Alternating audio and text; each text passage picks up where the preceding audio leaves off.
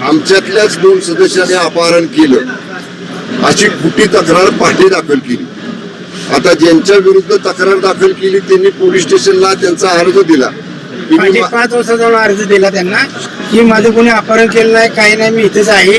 आणि एवढं करून पण मला मगाशी कळलं की म्हणजे मला पळवून माझा खून करण्याचा वगैरे प्रयत्न करते असा खोटा आरोप करून अर्ज देऊन त्याच्यामध्ये मला नंतर कळलं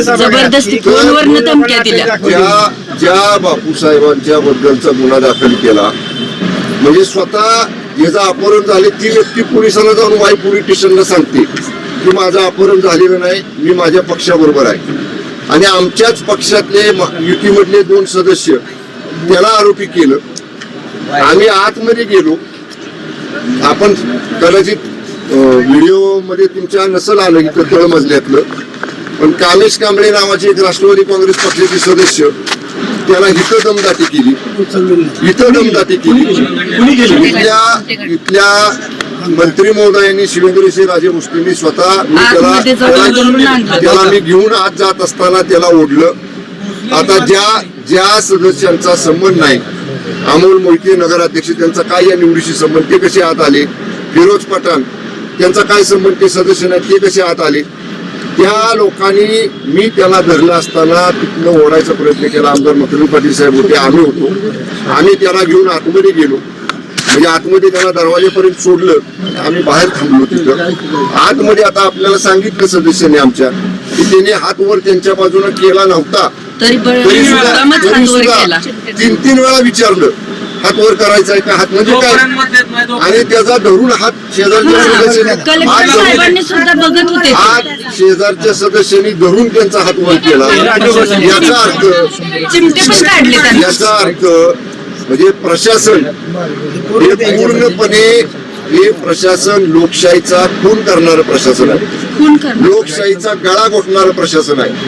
मी सांगतो, ज्या 2 सन्मान्य सदस्यांच्या विरुद्ध त्याने अपहरणाचं तक्रार केली ते बापूसाहेबांनी स्टेटमेंट पोलीस स्टेशनला दिलं होतं.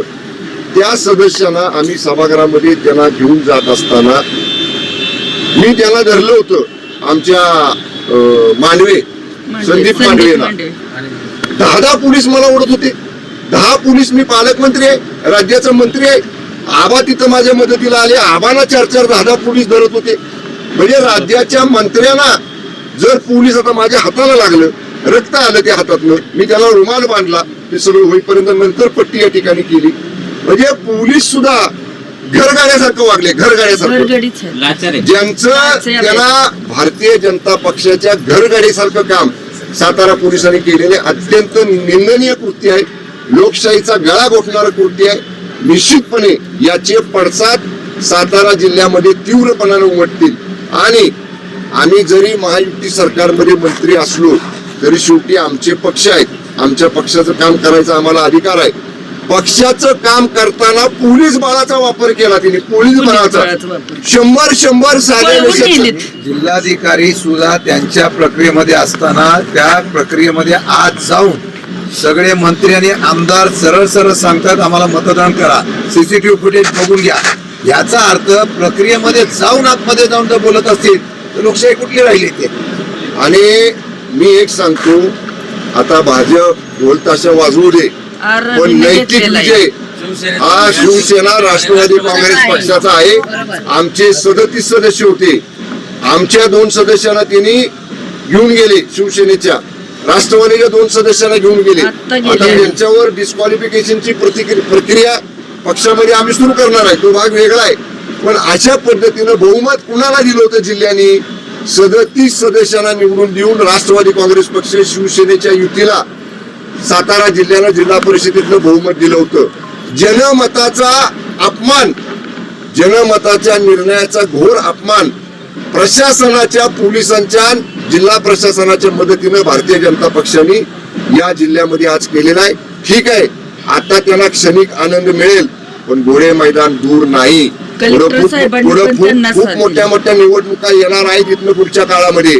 त्यावेळी मग जी भूमिका शिवसेनेला घ्यायची ती शिवसेना घेईल, जी राष्ट्रवादी काँग्रेस पक्षाला घ्यायची ती राष्ट्रवादी काँग्रेस पक्ष घेईल. पण मी आपल्याला सांगतो, मान्य आबा इथं आहेत, मी आहे, आम्ही दोन्ही मंत्री आहोत. येणाऱ्या मंत्रिमंडळाच्या बैठकीमध्ये हा विषय आम्ही संपूर्ण राज्याच्या मंत्रिमंडळापुढे मांडणार आहोत. मंत्र्यांना जर साधे साताऱ्याचे पोलीस अशी धक्काबुक्की करत असतील, मंत्र्यांना ओढत असतील, मंत्र्यांना 10 पोलीस मागे ढकलत असतील, तर निश्चितपणे हे प्रशासन घर गाड्याचं काम करते. या प्रशासनाचा निश्चितपणे आम्ही तीव्र निषेध करतो. आणि आता आपल्याला एकच सांगतो, सुरुवात आजच्या प्रसंगातनं प्रशासनाला हाताशी धरून भारतीय जनता पक्षाने केलेली आहे. याचा शेवट शिवसेना आणि राष्ट्रवादी काँग्रेस पक्ष जिल्ह्यामध्ये या गोष्टीचा शेवट करेल.